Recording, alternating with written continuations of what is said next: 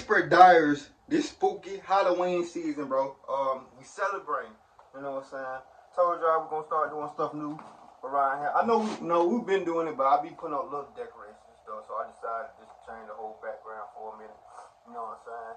And let's go ahead and get to this spooky, you know what I'm saying, holiday stuff. You know what I'm saying? About pizza delivery. Y'all know I love these videos. For those who don't know, this y'all first time probably watching me or a couple vids. And like y'all probably like 4-5 vids in. I used to work at you know what I'm saying, Domino's, you know what I'm saying, and Pizza Hut. You know what I'm saying? I used to do delivery for Domino's. So I love these type of stories because I can relate to some of them. Or I never had no spooky encounter, really. But we're gonna get into it. I have it now. I recently got a job delivering pizzas in a small town in North Carolina. I just started and this was my first night shift. I was going back to the store after a delivery a little after 9 p.m. and I saw this thing riding towards me on a bicycle. It looked like a person for the most part, but it was wearing one of those blank plastic Halloween masks that you can get at any store. The mask had a wavy line from the top left to the bottom right, which separated the mask into a purple half and an orange half. I couldn't tell what it was wearing because it was too dark out and the clothes were black.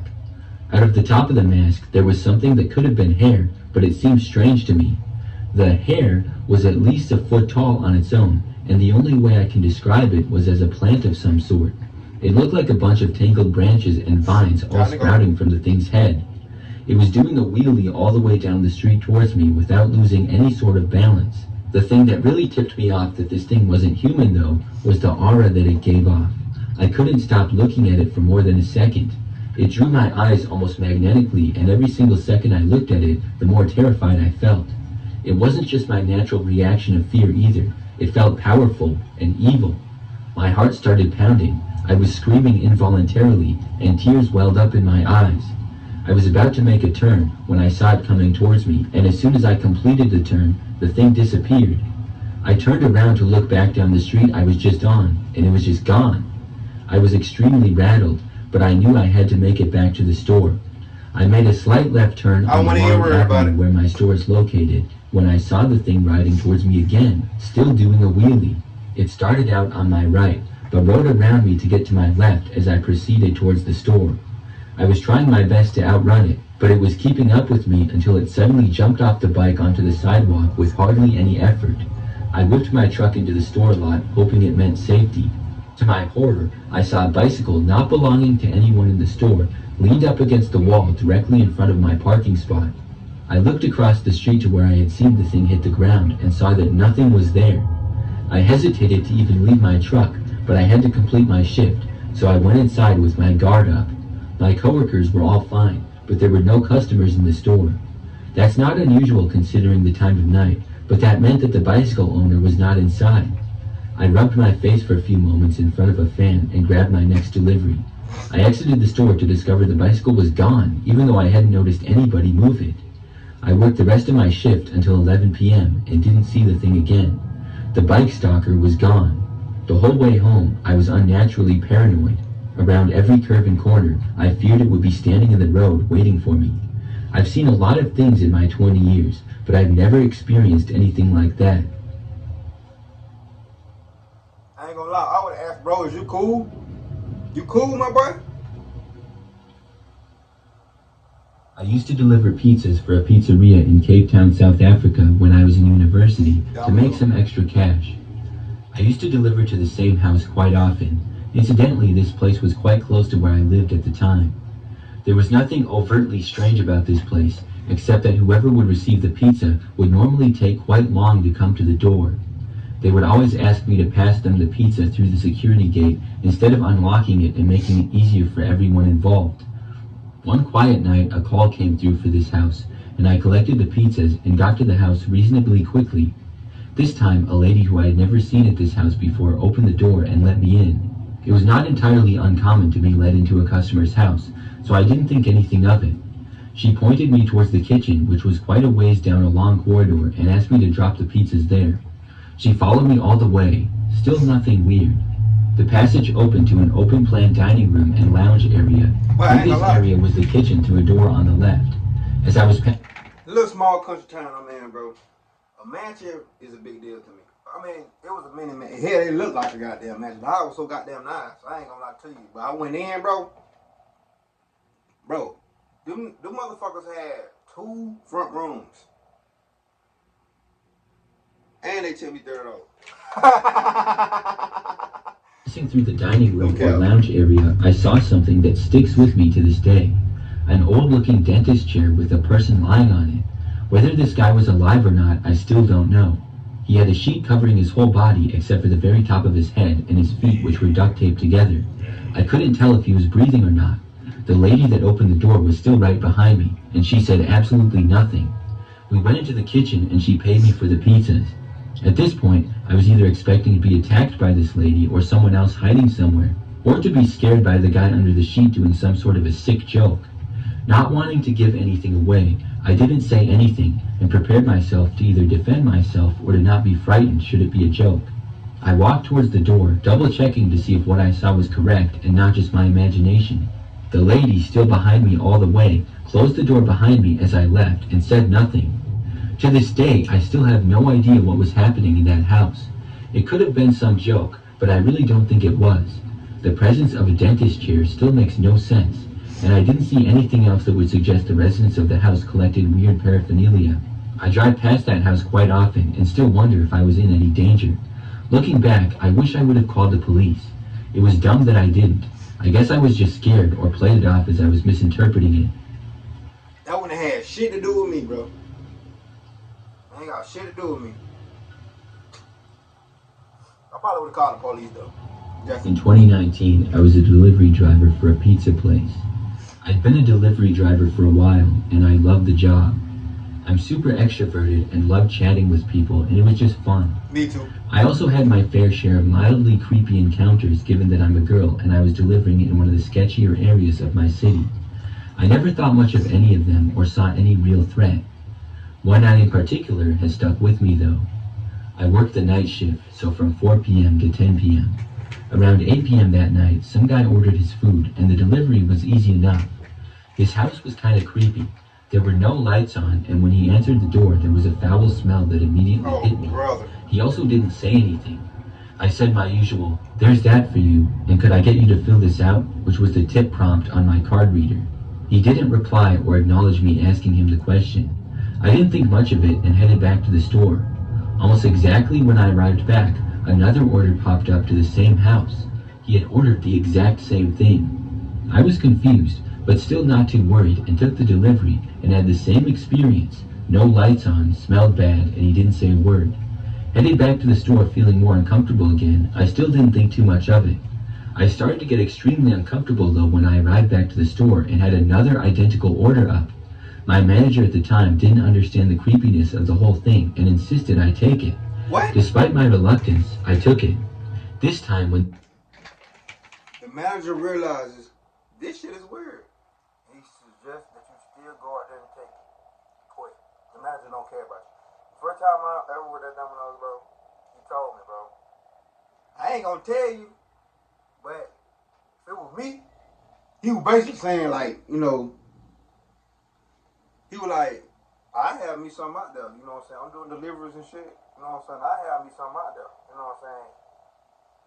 Or something out there, you know what I'm saying, with delivering, you know what I'm saying? But people, bro, you'll be surprised what broke people do for food.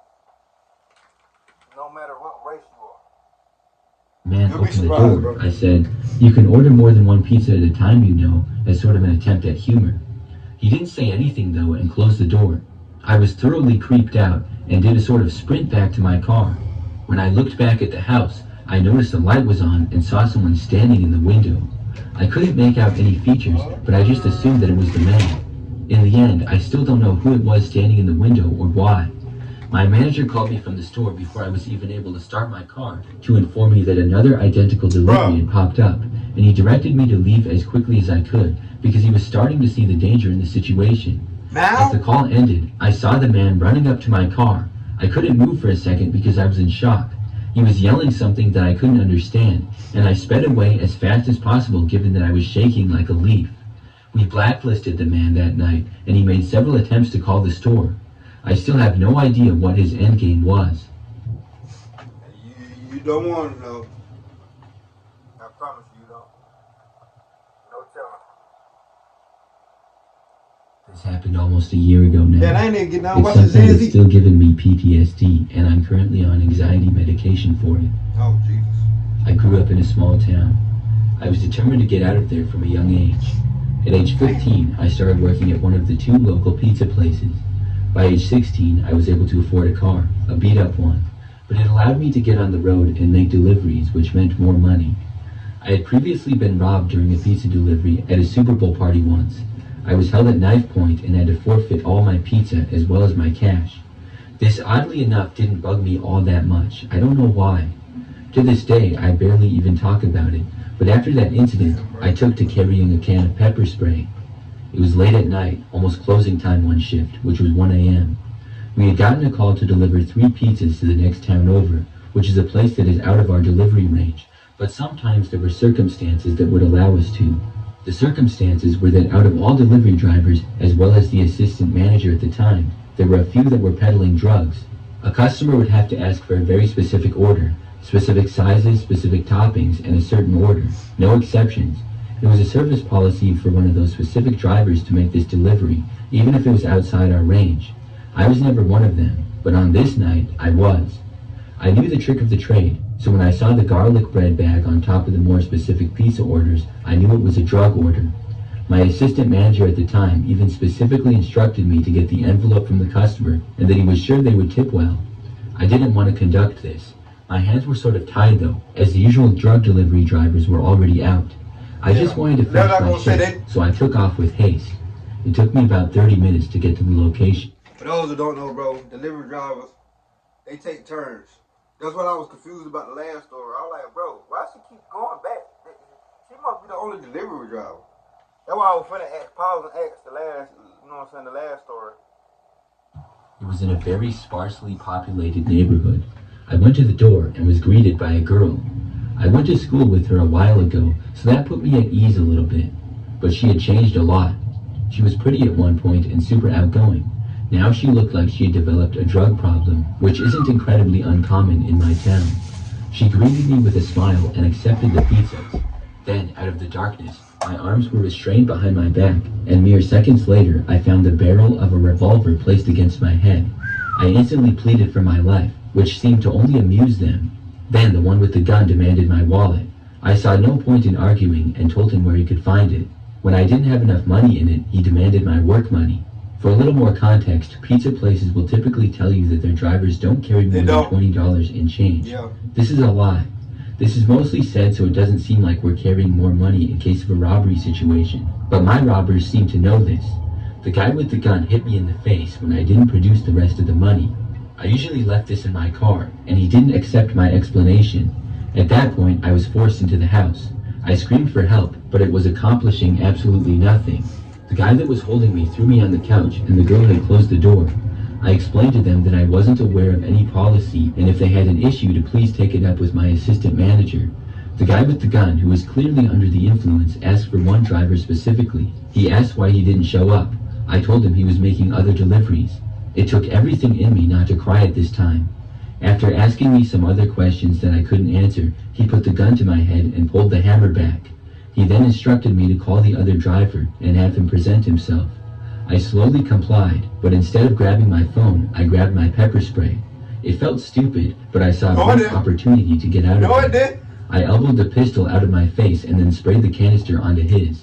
I didn't take any chances. I sprayed him in the eyes, nose, and inside of his mouth. The smell of that stuff still irritates my sinuses when I think about it. Now, I have been in exactly 3 fights in my life before this, and I lost all 3 times. But after spraying him, I hit him in the crotch, and then slammed my fist down on his face. We wrestled for the pistol for a few seconds.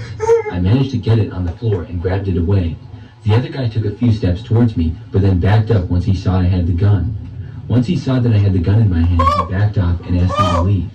I'm not a violent person in the slightest, but You is today, brother. Oh my God.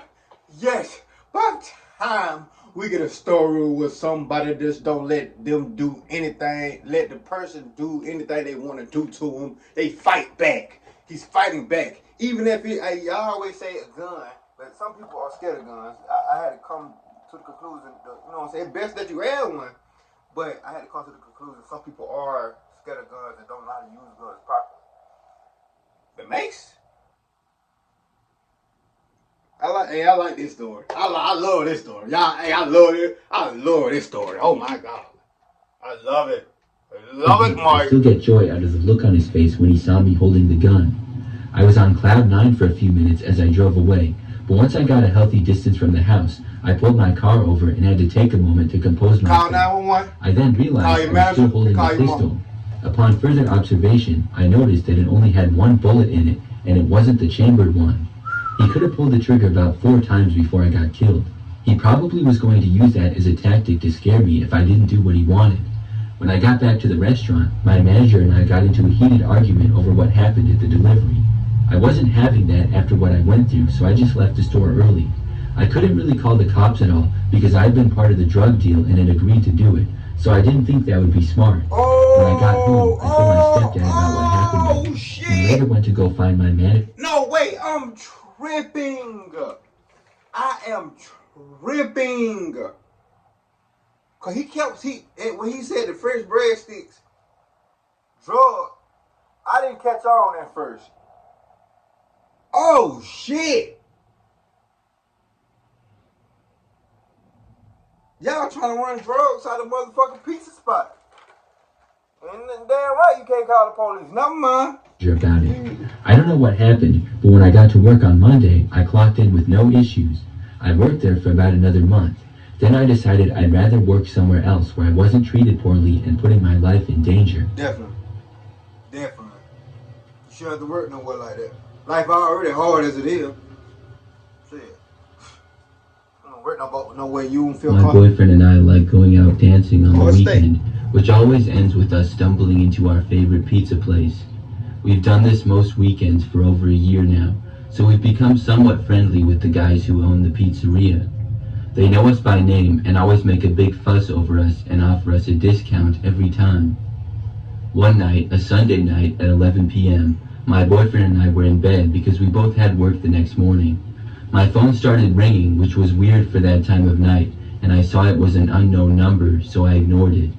The next thing we know, there was some knocking at the front door. All the lights in the house were off, so we were clearly in bed or not at home. I had another call from the same number, and then the person knocking started hammering on the door and flicking the mail slot. My boyfriend got up to answer it, even though I was a bit shaken up, and warned him not to. He went downstairs to answer the door, and lo and behold, it was one of the guys from the pizzeria holding 2 freshly cooked pizzas that we didn't order. He said not to tell the other guys at the shop, but they were a gift from him to us, his favorite customers. My boyfriend took the pizzas from him and thanked him, but we couldn't get back to sleep for hours. We just felt so odd about it. We had just left the pizzas in the kitchen because we weren't hungry and eventually threw them away. We had ordered from there once for a takeout, so that was clearly how we got our address and phone number, but it was still weird. After that night, the guy who I will call Bill turned up at our house. My boyfriend and I went out for drinks a couple of weeks later and ended up in the pizza shop.